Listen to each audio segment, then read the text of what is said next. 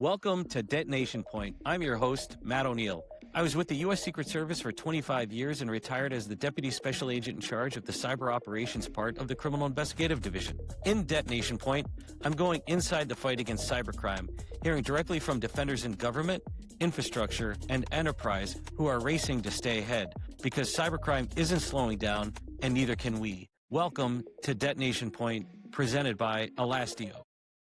Welcome back to Detonation Point, presented by Elastio. Really excited to have my next guest, JJ Parma. JJ, thank you for joining us. And we were just having a quick conversation about the use of AI on all sorts of things. So we're going to dive into all of that. If you've listened, we had Carl Walk from Merlin AI on a couple weeks ago, and we're going to continue to focus on AI because I really do believe in many impacts across public safety. It will make a material difference. But JJ, before we get started, can you just give the listeners a little background about yourself? Oh, absolutely. Yeah, thanks for having me, Matt. Really appreciate it. It's a pleasure to be on. My name is JJ Parma. I am situated centrally in Texas at a little town called Horseshoe Bay out in Hill Country. My background was 21 years of naval service as a SEAL the entire time. I was a prior enlisted nug, so to speak, back in 1996. Put my head down, got commissioned in 2004 through OCS, and retired. Actually came out of the sand in 2017. 21 years, been all around, started on the East Coast, various SEAL teams out there, SEAL Team 8-4, plank owner at SEAL Team 10. Went over and lived in Germany for a couple years at our forward deployed unit. So spent 2 years in Stuttgart, and then went out and got my MBA at the Naval Postgrad School. 18 months was the only time away from the SEAL teams, and that was 2009. Came out of there and went right back to it at West Coast SEAL teams. Was an officer in charge at SEAL Team 7, operations officer at SBT 12, our boat team, and retired where it all began. This was not planned, by the way. So I retired at BUDS as the operations officer, working for who is now a 2-star, still active duty, Admiral Schaefer. And so I retired out of there. So my coin, by the way, is the best coin in the SEAL teams, bar none.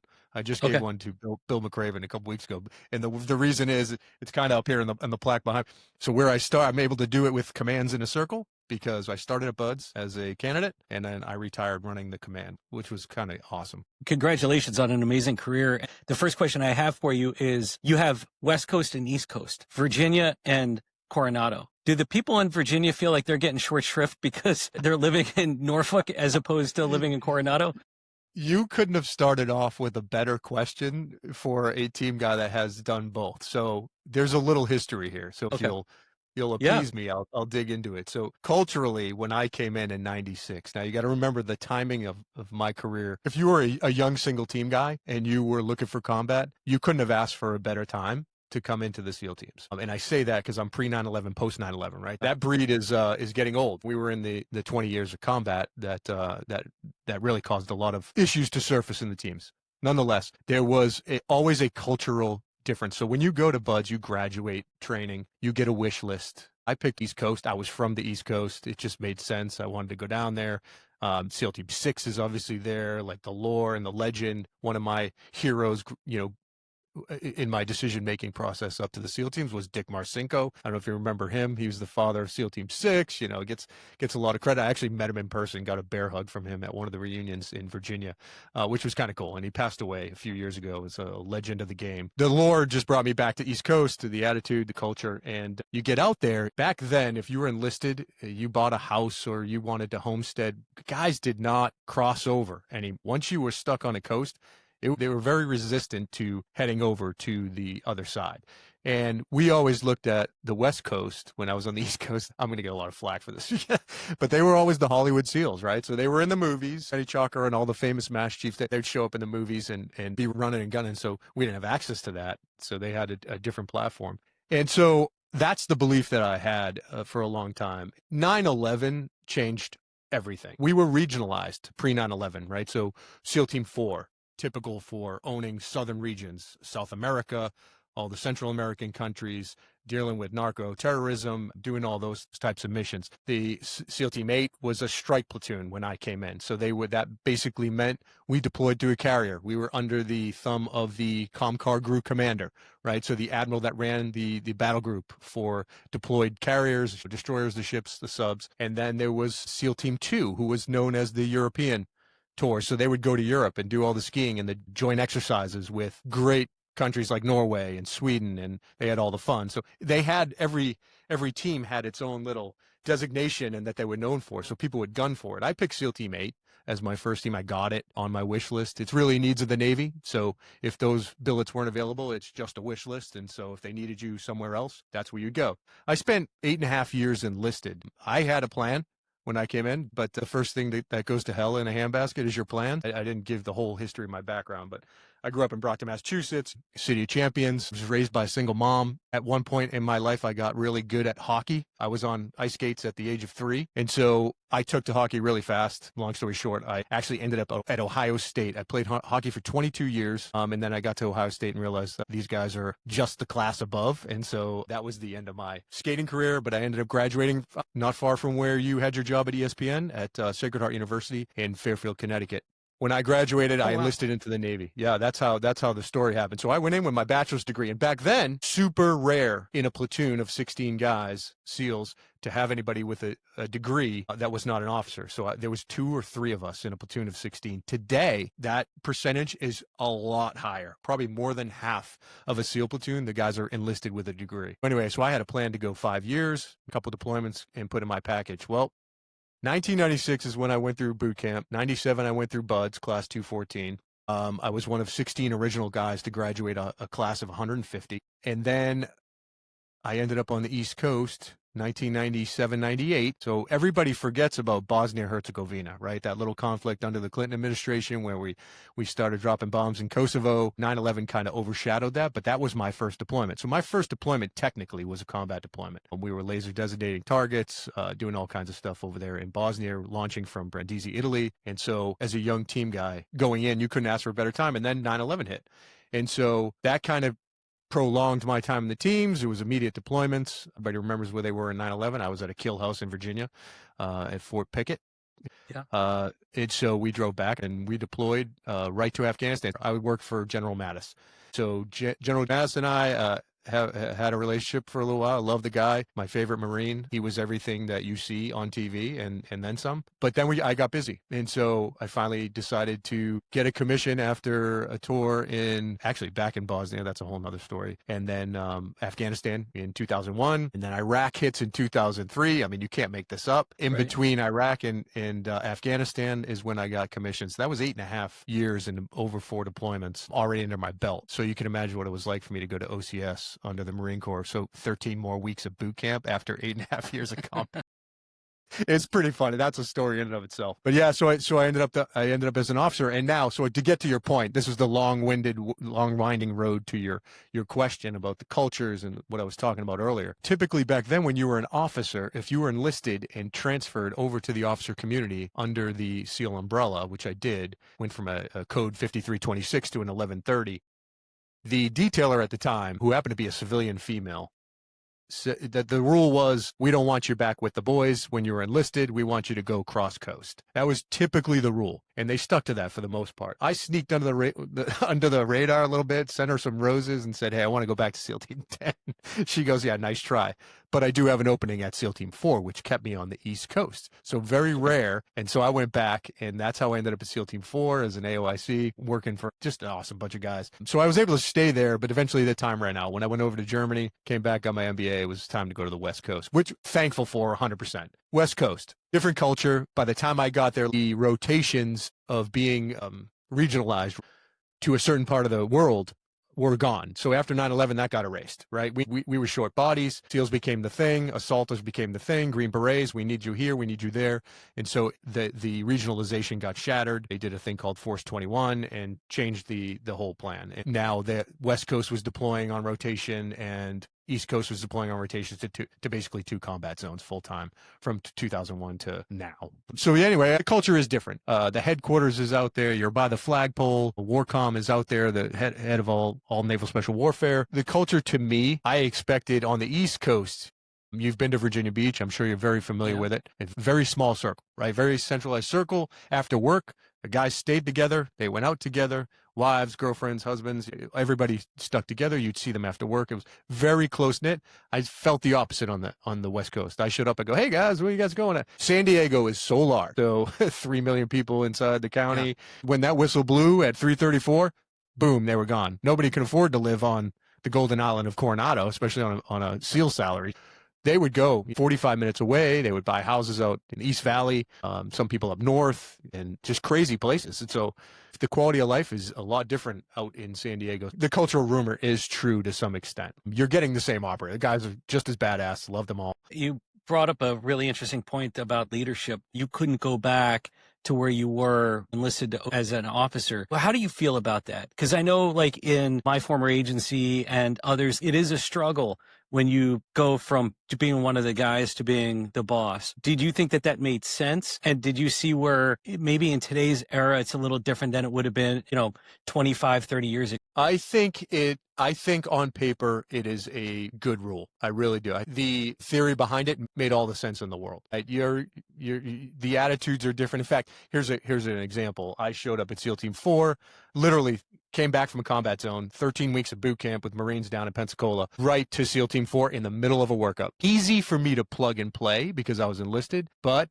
I got there, and it took some great senior enlisted leadership in my platoon to kind of knock me on the head and say, you're in a different role now. You're no longer loading. So to me, it's natural. I started picking up bags. We were at Shaw's shooting school down in Tennessee. And so I started lifting bags, and I had a chief, give a shout out to him, Danny Marshall. He was phenomenal, SEAL chief, probably one of the best in the business that I came along in 21 years.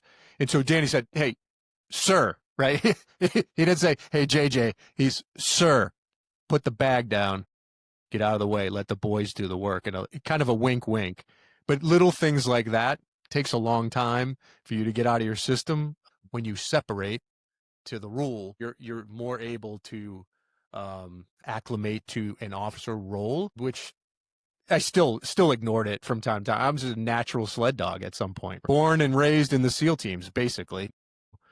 I still did. I still get involved. When I was an instructor at Buds, I was one of the only ones, or at least my staff told me that.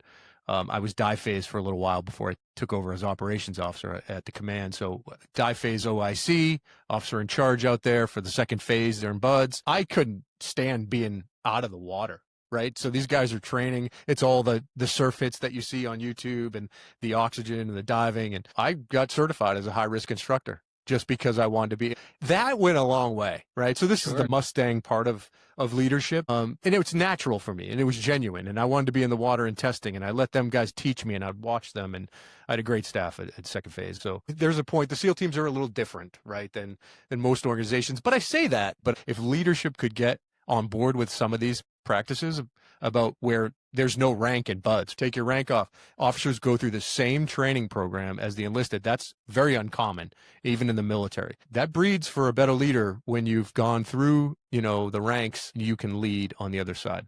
It's interesting. Our careers are kind of similar. I came on in 98. You came on in 96. We experienced pre 9/11, post 9/11 changes, also technology changes. Big swings in technology, and then also how delayed sometimes we are. I would imagine you guys were faster in implementing new technology and being more agile than a bureaucratic agency. But going back to the leadership part, the Secret Service is one day you're the lead advance, the next day you're the site advance, the next day you're this. And so it was easier to change roles because you're playing a part. But it does become a challenge. I know when my wife was in the FBI, when you started with the FBI, you didn't go back. So if you applied out of Boston, you couldn't go back to Boston. It is an interesting discussion about how you can assimilate. And we used to have it all the time. GS-13s would get promoted to a GS-14. You were my buddy. Now you're my boss. How does that work? And generally, people in high performing teams can sort of adapt and overcome because you realize everybody's playing a role. But speaking about the technology, obviously we're going to talk about AI and what Zero Eyes is doing in that space. But what is your impression of when you started in 96 to today? What tools and technologies that the guys have at their hands, and how has that changed and evolved who they are and what they do? It's funny that you said that the belief is it's a natural belief to think that the SEAL teams, the tip of the spear, right? The technology was so slow changing over. And I'm speaking only about pre 9/11 at this time. Yeah. Pre 9/11, I was a radioman when I was enlisted, so I can speak to this pretty intelligently. And so we had these brick radios with 5590 batteries that weighed 5 pounds each. Each radio took 2 batteries. Then you had to carry spare batteries. So you're 20 pounds in batteries alone, right? Then you split those up amongst the platoon so that they can carry extra batteries. And the radio is the key. But these radios were huge, 1.5 by 8 inches wide, 4 inches thick. And then they had a crypto device attached to them. It was a nightmare, absolute nightmare back then. And so when I came into teams, I was at the transition of this new satellite radio that was quick to set up. Now, don't get me wrong, the advancement was great. What happens is the military signs these contracts with Harris Communications, and they're locked in. So I think that's one of the major reasons for slow technology. Meanwhile, you've got development group over there when I'm a new guy running around with radios that back in 98, but the size of an old cell phone. And you know that, and you go, what is wrong with the rest of the SEAL teams? Like, why are we not getting, and it's all contracting, and it's about dollars and how defense pocketed SOCOM money, and back then, SOCOM wasn't even a command, so it was just a thing, right? So technology was super slow in the SEAL teams writ large. After 9/11, and when conflict happens, let's just say every conflict, 2003, Iraq, 9/11, even in Bosnia. Actually, Bosnia-Herzegovina is a good example in 99. We showed up in a combat zone. When conflict happens, the briefcase opens, right? That's the saying that I came up with, and it happened every time, without fail. So we showed up in Bosnia. We had antiquated. I mean, we had a soft lam. I don't know if you're familiar with that. This was a laser designator for planes. So their bombs, their GBUs could guide themselves in. The soft lam was about this big. I mean, you can't make this up. So it was a massive thing that one man had to carry. That was his job, carry the soft lam in, set it up.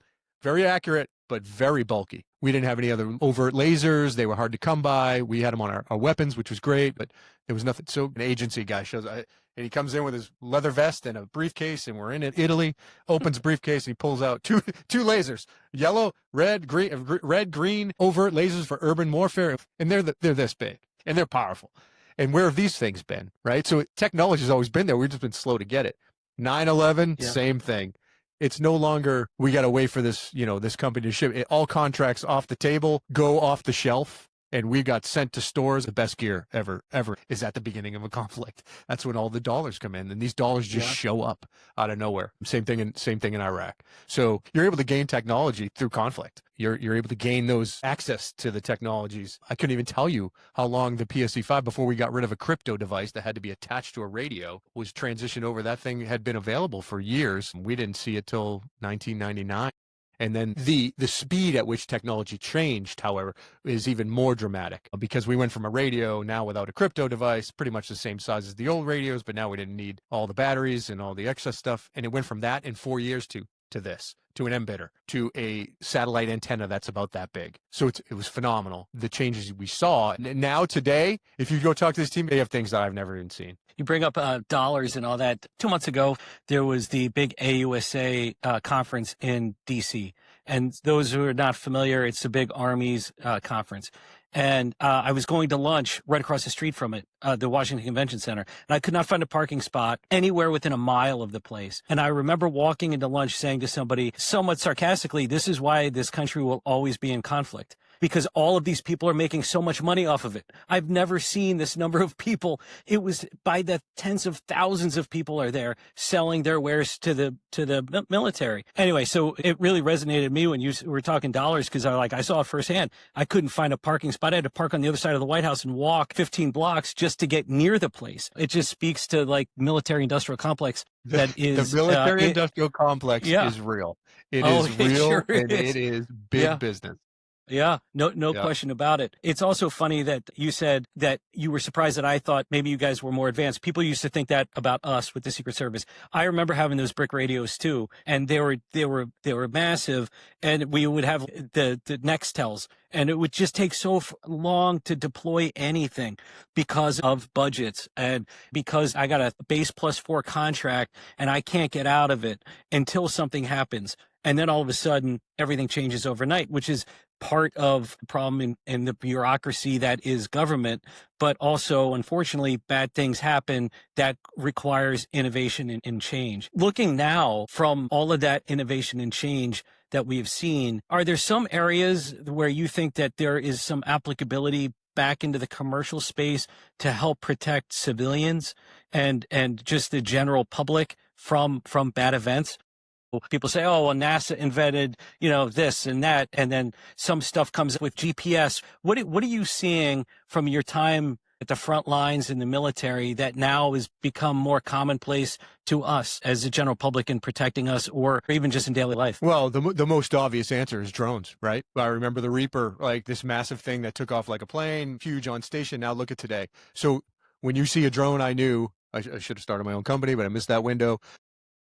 You knew that was going to be some technology that I just didn't realize, to be honest with you, how small and how accurate and how amazing those things would get. I couldn't picture it in my head. Yeah. Looking at a Reaper out there on the runway that does its job up high, 15, 20, 35,000 feet.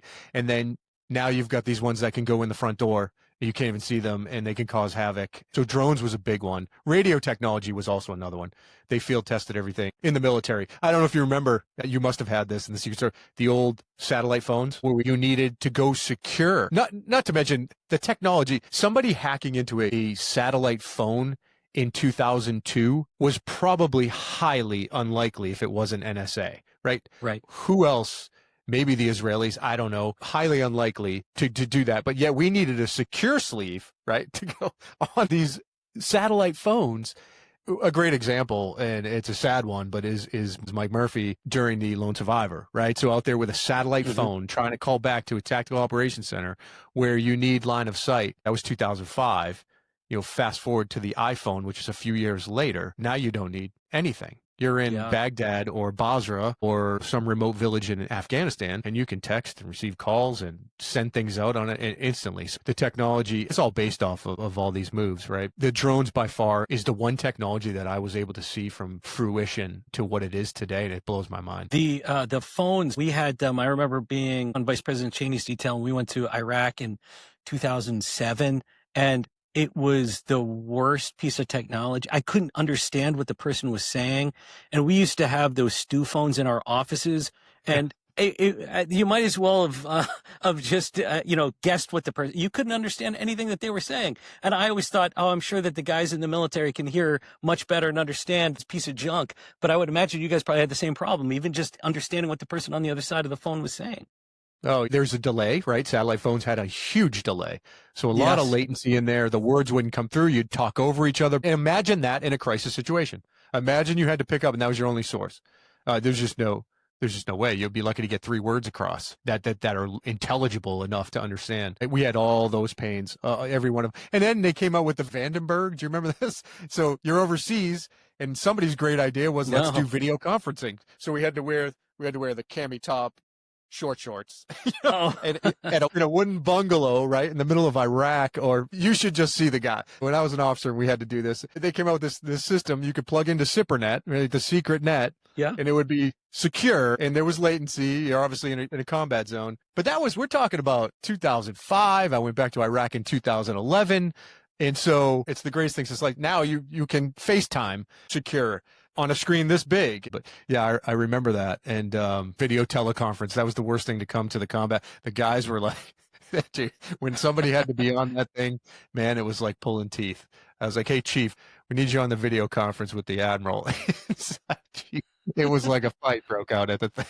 Yeah. Speaking of drones, how concerned are you about this nation's ability from public safety perspective about countering drones if there was some sort of attack?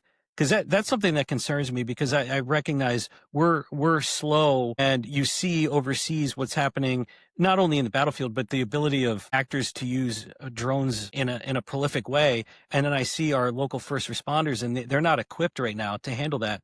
And I know that the administration's been talking about providing more funding for drones and whatnot, but how real of a concern is that from your perspective? Super concerned. Great topic to bring up, because as advanced as the offensive drones are getting, you're right. I do not see a counter drone system. I'm sure that they're out there, but for, let's just talk U.S. soil, I don't see an honest effort to put any counter drone technologies to work. I don't know if you know of any. I have not seen anything. And then let's just talk about the obvious elephant in the room, which is the drones that flew outside of New Jersey, which still, I don't know if you got a better explanation being an ex-Secret Service guy. I watched that thing from a distance and go, that's kind of weird. Clearly we're going to have an answer. And I don't think that one's been produced unless you've got some inside information for me. I'd love to be educated on what that was all about and who was allowed to fly those drones.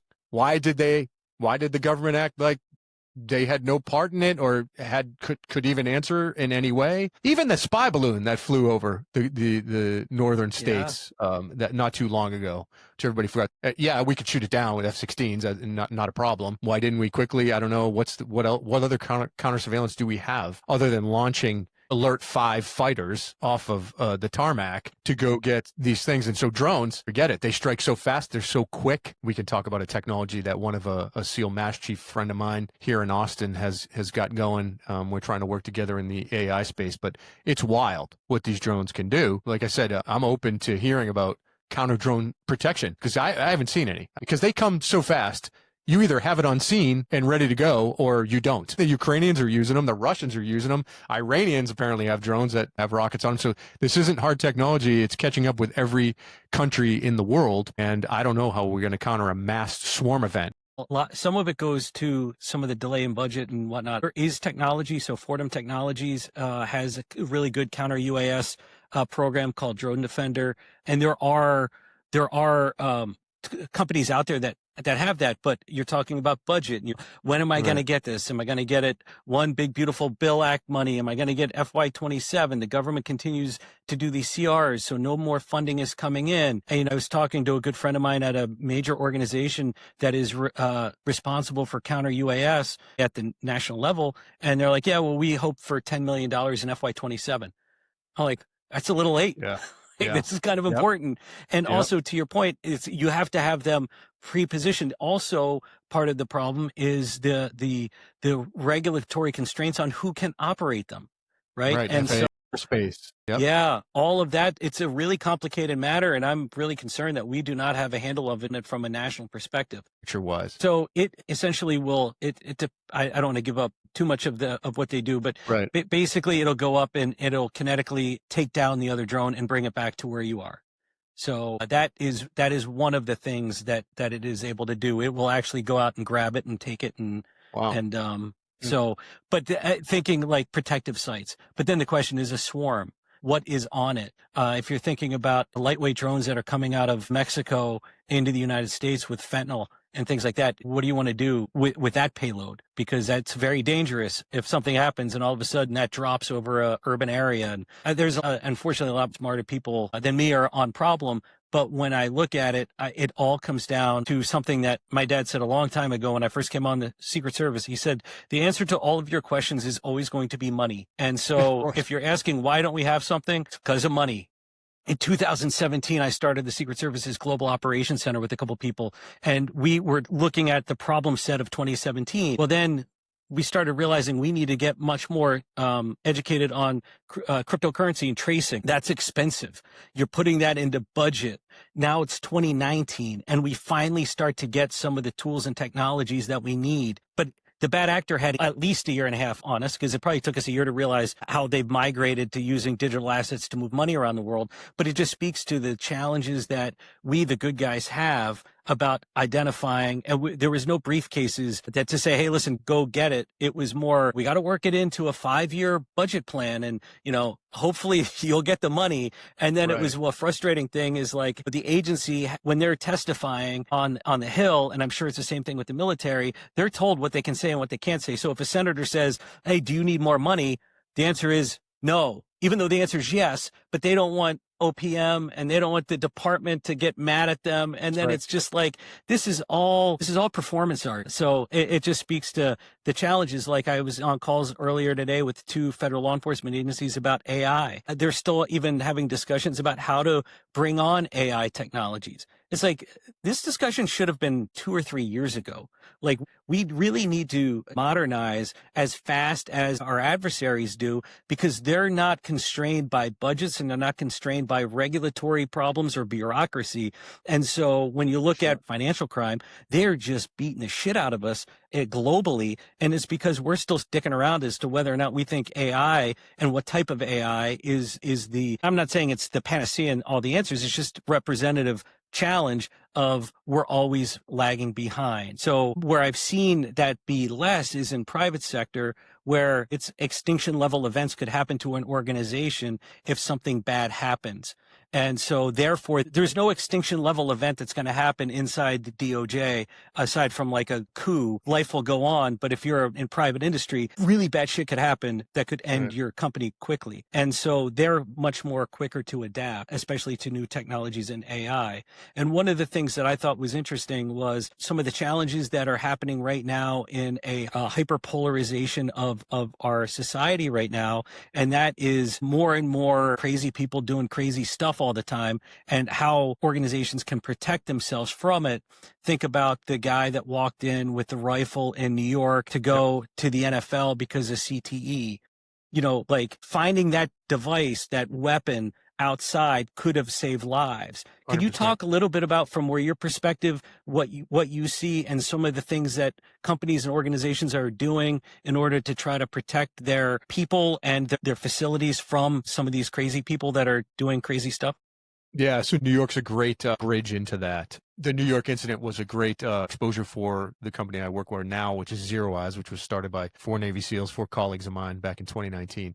So AI weapons detection. Okay, so that was the perfect example of an exposed rifle for a distance up to a building to make entry into a building, go up to whatever floor he went up to, 33rd floor, and actually commit murder. And so that would have been stopped in the street with technology like Zero Eyes, right? So we go through this all the time. We've stopped dozens of incidents from happening at school. You don't hear about the stoppages. What you hear about is the actual shootings. But 70% of these incidences where there's a workplace or a school shooting, 75% of them start outside, right? It takes an internal emotional gumption to get worked up inside an individual that's already plotted to go and do a heinous act. So 75% of them start outside. That gun's brandished. It's coming out. People are like, well, what about concealed weapons? Well, you need an X-ray to penetrate your body to be able to do that, right? Or you're going through a metal detector that's operated by a human. Right. We like to say we like to catch it first sight, not first shot, left of bang, right? Which is what our tagline is.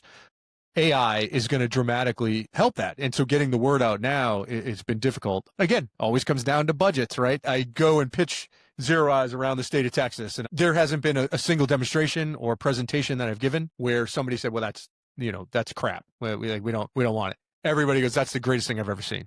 However, we have no budget. So this is the Zero Eyes right now is struggling on Capitol Hill. We have a government solutions team called ZEGS. We also have a drone program, by the way, with our technology on it, which is super fascinating. Police departments love it. So we have a whole team on Capitol Hill every day asking for federal dollars, right? So while you talk about polarization, while Congress has sat there for the last 20 years in umpteenth school shootings and sit there and argue about gun rights and gun laws and get nowhere in the House, in the Senate, and push nothing really to change any of it, Zero Eyes is agnostic. The technology is there. AI has brought it to the forefront. The technology is now available for schools, every school. Look, until something better comes along, why would you not spend a few $1,000s to get in protection today, right? So my biggest downfall when we bring it with this technology to a university or school is, okay, you can't afford 100 cameras. Obviously, AI, the technology, we go on existing camera infrastructure. And so we don't put in cameras. We don't need to. They just have to be IP cameras, minimum 720p. As long as they meet those minimum standards and they work on the cloud, we can bring our technology to that facility. And so the cameras are good enough, but you run into these school systems out in East Texas or West Texas, and they're like, hey, the government, which Texas is sitting on billions of dollars in surplus, we know that, Abbott, they tell you, hey, we don't have a budget. We don't even have security police chief out here for the school system. And so it's hard. They have 200 cameras. Nobody's watching them. Why not invest in the cameras? Well, they can't afford to. So what I'll say is, hey, why don't you put 10 cameras on? Why don't you put 15, right? What does it cost? What does one life cost at your school? And then they're like a deer in headlights when you say that, right? Because what are you going to say? There is no price you can put on that. But I understand it. I understand the budgets. So well, not only are we doing it on Capitol Hill to try to raise money, to get it out there, to get this technology out there now. I'll talk about the human in the loop piece of this, which is what you and I started talking about earlier before we went live. But we're not only doing it on Capitol Hill, we're doing it at the state level as well. So we are going around talking to governments. And the biggest problem, you're going to probably nod yes to this, is the lobbyists, right? So you can't get to these guys until you pay some jackass lobbyist. It really frustrates the piss out of me. Just to get a meeting with somebody that's a decision maker, you need to pay somebody $600,000. Are you kidding me? Like, are you out of your mind? That this whole business of, forget the military industrial complex, which uses lobbyists, but this lobbying that goes on is atrocious. And it really didn't affect me until I got into this job, where I realized Uvalde's happened here in Texas. We've had a couple school shootings in Dallas. Somebody went into a hospital and killed his girlfriend with a gun drawn. Could have been stopped earlier. And now I realize, what in the hell are we doing? You have enough money in the Texas legislature right now to fund every ISD, there's 1,200 of them around Texas, to fund them for this particular protocol. And you can say, I checked that box, now we're at least protected for now. And if they need cameras, you have probably enough money to install 4 or 5 cameras at a small, school system. Same thing in Virginia, same thing in California. It's unbelievable the pushback that you get. You said it earlier. It comes down to money. Your father was right. It's money driven, and we just can't find the dollars. Let's tack on to that real quick. AI is moving. As you know, you're in the space, you're the expert. AI is moving at such a pace that people are not able to grasp the capability before it's passed and it's already advanced, right? It is moving at such a rapid pace. I say that because in my line of business alone, you've got camera manufacturers, won't name any names, but they're out there. You can do your own research. Camera manufacturers that are offering AI. You've got these companies that are coming in, entry level. We've got a camera. We've got all the bells and whistles, right? So AI. We've got all these platforms you can put on with our AI add-ons. That's great. This is where I separate the good idea theory, we used to call in the SEAL teams, the good idea theory from reality. And the reality is, if we don't put a human in the loop for, stopping or verifying AI, in my case, detections, we're going to be in a whole host of troubles. And it just happened. Somebody in the space, somebody that we compete against, it was on the news. You can look this article up. It's on Google. They launched on an alert that went to the user, and the cops showed up with this poor kid, high school football player at a high school, who was eating a bag of Doritos. Guns drawn, 1 second away from shot going off because of an AI detection that had no human in the loop. This actually happened. And so they're the bane of my existence, these companies. We pitch that the difference between us and everybody else in the space is we have our own 24/7, 365 zero-wise operations center. We call it the ZOC. It literally looks like what you've seen is a military tactical operations center. Behind a skiff door, operators everywhere. You have to be former law enforcement, have to be former military, right? These are the characteristics of getting in between AI in the security world anyway, right? None of our alerts go to the customer unless it's human verified by these operators, and our verification time is 3 to 5 seconds. So it's worth that 3 to 5 seconds to save lives and not alerts. Because what happens when you get false positives, right? So what happens if you start getting alerts? Because this is where these companies ultimately fail that offer these technologies that trust.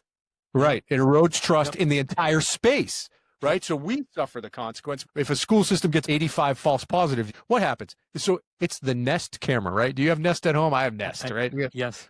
I stopped looking. My wife is the only one. Thank God for her. She checks out these alerts all the time. I've ignored them since 1999, right? It's like they go off all day long. A deer runs across the street. You got a squirrel out there. You become desensitized to the alerts. The same thing will happen with AI. If the user gets the alerts, there's no human in the loop, you're going to stop looking at the technology, and eventually someone's going to show up with a gun and start shooting. It leads to a more general overall catch of AI. We've got to put in some kind of backstop here. People don't take time to learn the technology. ChatGPT is like, people get on it now. They're using it to decide what they want for dinner tonight. They just don't understand how useful the technology, but also how dangerous it can be. Right. So that we always look at the dangers. And that was a question I had for you, was at what point do we recognize the real world value of AI? I want your opinion on it because, again, you're the expert. At what point do we realize and designate what the real world value is from the actual evil that it could do? Right. So the downside of it. At what point do we draw that line, and where does it stop? Because we talked about all this technology that was slow moving through the SEAL teams, slow to catch up. All budget years, you're going to run into a process thing here where AI is going to outrun the FIDIP or some kind of budgeting process that takes 25 years, right, to get money allocated for future years, right? The FIDIP is a 5-year plan. The future years defense budgeting cycle, I'm sure you're familiar with that. They're allocated for 2030. AI is going to crush that timeline. Absolutely crush it. I'd love to hear your opinion. I know you sounded like you were really big on AI in the beginning, and I'd love to hear your opinion on where do you draw the real value? For there's always a downside to technology. That is just a given. Can we recognize it, and where do you draw the line with AI? So I look at it from a couple things. The first is we're in a really interesting time where things will change, where AI will do things better than humans, and humans will never be able to compete with it again. And that's happening more and more. Here's an example. Back several years ago, you had the chess champion playing against the IBM computer. I think they played 6 games or matches, whatever they call them in chess. He won 5. The computer won 1. The next year, the computer won all of them, I believe. And they asked the champion, Gary Kasparov, when did you know that this is going to be a problem? He said, when it won the one time the previous year. And so there's time and time again where you're going to see AI take over and humans will never be able to compete with that again. I love human in the loop AI. I think people have conflated AI with Gen AI, LLMs, ChatGPT, and the real world value of AI when there is replacing humans in things that you can't hire your way out of the problem, but they're really important. The delay and the lag in humans causes consequences. So for example, in your scenario, the immediate detection of an object, specifically a weapon, and then the immediate feedback from a human is something that first detection, I know I used to sit in front of screens all the time. I'm sure you did too. 4 hours in, you can't, that is not a career you can do without some sort of help. Humans will never be better at object detection now than AI will be. It's about the ethical use of AI. And that's where I'm concerned, because the answer to your question is always money. Humans are instinctively greedy. And so I do have concerns about that part. But when it comes to the use of AI, I think of anything from alerts, compliance, transactions, things like claims, things like object detection, things like identifying the good things that it can do. For example, identifying water on the ground inside a facility that could be a challenge for somebody to slip on. And now you have a incident, somebody gets injured. I talk to my friends in banking where they're finding people in like kiosks of ATMs that have collapsed. And now AI can tell if there's a medical emergency much better than a person can. Somebody could look at it and go, that's a homeless guy just taking a nap. AI can replace that. So I think that the best type of AI does not replace people. It puts people at a higher level of decision making than what it was before. So in Zero Eyes scenario, it's no longer scanning 24/7, 365 cameras that might or might not have the best, whether it's 1080p or whatever. You don't need to do that. You're going to the end, to the decision. Yep, that is a weapon. We're moving forward. We're hitting the button and that kind of stuff. So that's what I'm optimistic about. I am concerned about like the uses that are not productive for humanity. That is a real problem. But the other thing that I think people jump to conclusions on that you have to be realistic about is we don't know how the story is going to play, because we don't know how a post-quantum world is going to affect that. We're operating under, like, this is a really bad example, but I use it. Everybody's using like 10 years ago, PS4. They don't know the PS5 is coming out. So I don't know what the future is going to hold. I just know the next 3 to 5 years, where are we going to be, and trying to at least proselytize what companies like Zero Eyes are doing, because it can save lives tomorrow, whether or not it's in a school, a hospital, a mall, you name it. And you're talking about ashtray money. And that's the thing that's the most frustrating to me, is it's lip service. You have events that happen and people get killed and you hear, oh, thoughts and prayers. And then it gets to this regulate gun control kind of stuff. That is just bullshit. And both sides know it. That's not going to change. But what can change is actually meaningfully protecting people by putting a small portion of that money to solutions like yours that can actually help people save lives. 2 questions. The first is in the implementation, because I know some of the challenges when I talk to IT people and you talk to security people, they'll say, JJ, that's great, man. I'd love to have that, but I don't have our IT tech stack. I have all these problems. How easy it is for them to implement your technology into their existing architecture, and how quickly can they be up to speed to have your solution working? So super simple. Our technical sales engineer team, these young kids, these technologists, they're phenomenal. Networking wise, I just had a call this morning with a university that just came on board in Texas. Another big victory for us. 100 streams, right? So The technical calls are 20 to 30 minutes. Their IT person is on with my guy. They go through the process. That call, 35 minutes long. They go over platforming. We lay out the minimum requirements. If they meet the minimum requirements, I haven't seen one yet. I've brought on 15, 20 clients this year alone in my first year here. So that's a huge success in Texas. Haven't seen any pushback from an IT person yet. Usually it's a camera issue. If it doesn't work, there are some cameras that are IP cameras that just don't open their API. So if it's not an open API, it's hard to get in there and get a RTSP stream. That's what we do. We pull the RTSP stream from the camera right to our device. We don't go on anybody's system, which makes it super easy for higher education. They're always worried about, well, you can't go on our system. We aren't.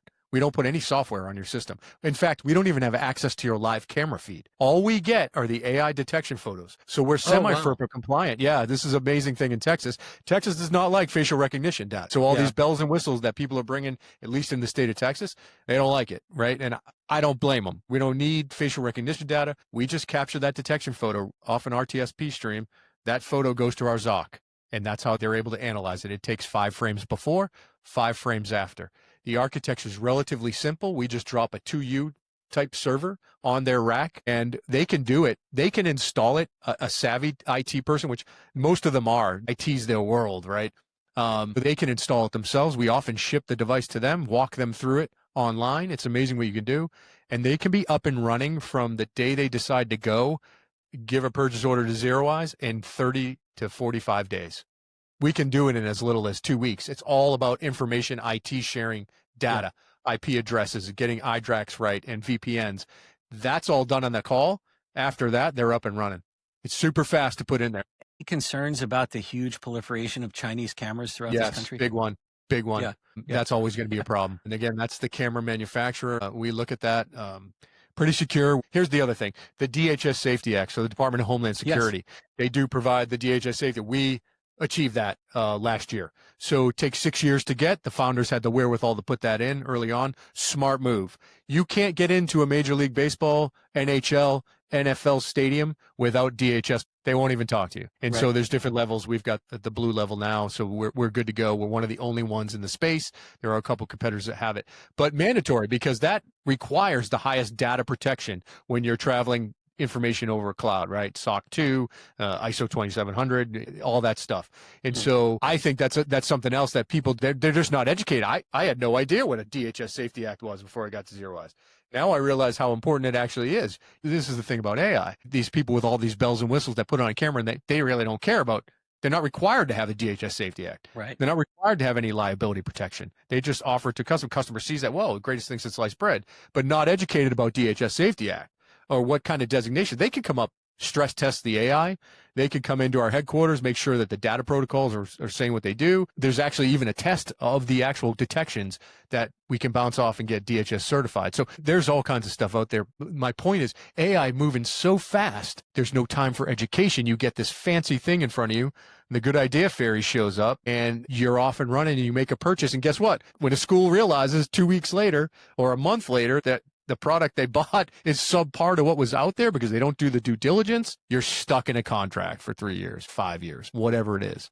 Yeah, the drawbacks, people taking advantage of AI is disgusting. Those are the people that are going to be the ones that use it for nefarious purposes, don't really think about the outcome, couldn't care less. I mean, we're putting these in schools. We really back what we do. We're 90% military law enforcement, ex guys here who care about security. That's one of the hardest things. The culture of the company alone, backed with, again, the AI is superior to a human eye. We train our AI to pick up a black pistol on a black, no problem. Picks it right up. Low light conditions, IR camera, no issues, right? So we can pick up that stuff. So any human with fatigue who's watching a camera for more than 2 hours is never going to see some of the detections we picked up. So yeah, that human in the loop is critical for making that decision.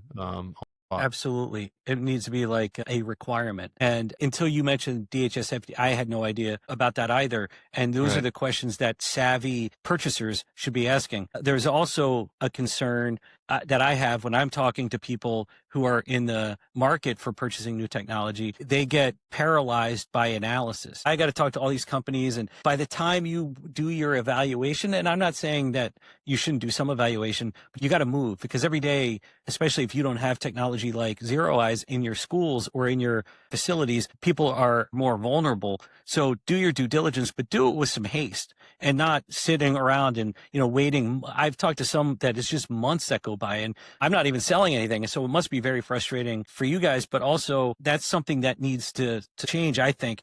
But it's because people recognize things are happening so fast. Are there any other industries that you see that are more rapidly adopting? So whether it's, commercial carriers, banks, like because of all the workplace violence things, is there one area that you're saying like people should look at this industry as the ones that are more willing to rapidly adopt technology like Zero Eyes? Healthcare. Really? Healthcare is Okay. a big one. Yep. We have a couple big healthcare clients, at least in Texas. We have a lot throughout the Northeast. Hospitals are a big one. And the original hesitation, obviously, back in the day was we're HIPAA compliant, HIPAA this, HIPAA that. Like, again, we do not have access to your live streams. Obviously, you don't have the cameras in the operating room. And Dallas was the perfect example when that individual went and shot his girlfriend on the second floor of a hospital emergency room.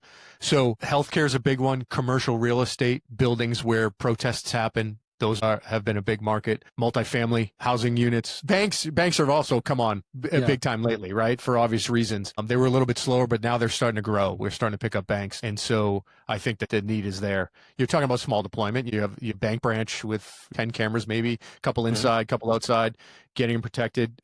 Why not, right? So it's not if, it's when. And this is the hesitation I see all the time. Florida State, I'll bring them up. Great example of hesitation, right? And analysis by paralysis is a common theme here. The Florida State had 2 shootings in 10 years from 2015 to the most recent. 2 shootings on their campus, 420 acres. We talked to them in 2023, post-shooting number 1. And the feedback we got was Zero Eyes is the greatest thing since sliced bread. Love this technology. However, we only have this much. We're putting in window film. We got to put in door locks over there, access control, typical standard. We've got all these projects going on. And so fast forward to April of this year, 2 people killed, 6 people shot, way too many. Obviously, a lot lower than the Walmart shooting in El Paso. 26 people were killed, 44 shot. But it wasn't a few days after their incident, we got a call from Florida State. And this is where I like to call myself, when I do these demonstrations, I'm the Grim Reaper. Once you see my technology, you can't unsee it. Once you see me and you know it's there, God forbid something happened, Florida State's a perfect example of this. And so the individual, I don't know if you've heard the story, but he rolled into a parking garage at Florida State under active cameras, got out of his car with a shotgun in his hand, ready to shoot the first person he saw. And when he tried that out of his car, it malfunctioned. He ditched it, went into his backpack, pulled out a pistol, made his way onto campus grounds under active cameras, and then started shooting and killed 2 people. That whole time took 2 minutes. The police response time was 2 minutes. That's not bad. They realized in 5 seconds in the parking garage under cameras, they would have been alerted. That 2-minute response time could have saved everybody's life that was in that shooting. That was an awakening for them. But this is the common theme, right? Oh, it's like when somebody breaks into your house, you don't get a security system until you get broken into. Yeah. And then it's like, wow, we all our valuables are gone, but we're going to go get the high-end security system. I'm trying to get people to be proactive. It's the hardest thing in the security space. Look at Uvalde, school in the middle of nowhere. Nobody visits, right? I argue a counterpoint to that. It's like, we're in the middle of nowhere, we're in the boonies, nobody's going to come here. Well, think the opposite. Put yourself as a devil's advocate in the criminal's shoes. Okay, the perpetrator goes, that's going to have a less response time. I'm going to get away with this. I'm going to go to this small elementary school because I want to kill kids, and I'm going to shoot them up. Their response time is going to be an hour and a half. And that's the counterpoint to that. And it goes all the way back to the conversation I told you earlier. If they had the dollars, there isn't a school system or a hospital that would put technology like this in. They just got allocated dollars. So yeah, it's a tough business to have hesitation in, the security business, and you're sitting there like the Grim Reaper and saying, hey, you can't unsee this now. What's your reason? for not having it. It always comes down to budget. I try to find the money, grants. Right. Well, JJ, I really appreciate your time, and I know the listeners did as well. We covered a lot, but really the bottom line is, in my view, what I got out of it more than anything else is technology exists today to make a meaningful difference, to impact people's lives in a positive way, to protect them. And so if you are sending your kids to school, you should be asking questions about what kind of technology do you have? And if you don't, why? And then also where you work. Same kind of conversations need to happen, because this mass shooting epidemic is not going away. I realized after Sandy Hook, if nothing material changed in Washington, then nothing will. Like if that shooting didn't do anything, that's no longer the question. And I'm sort of agnostic. I'm not smart enough to have an opinion on what can be done on that regard, but we can do a ton of prevention. And when you're talking about relatively small budgets to save lives, it is unfathomable that people aren't adopting it into their incident response plans and into their daily lives. So 100%. Yeah. With that, JJ, thank you so much. And where can, is it zeroeyes.com? Is that how people can reach out to you? Okay. Yeah, zeroeyes.com is the website. Go there. The technology's there. They got a great website. You can flip through, see all the gun statistics that we have there. We post them all and we update them on a yearly basis. And so you can see the trends, unfortunately, and the way they're going, and you can see the technology and work. Well, JJ, thank you so much. Really appreciate your time. And for the listeners, thank you for listening in. And please catch us next week. Thank you. Matt, it's been a pleasure. Thank you, sir. Thank you.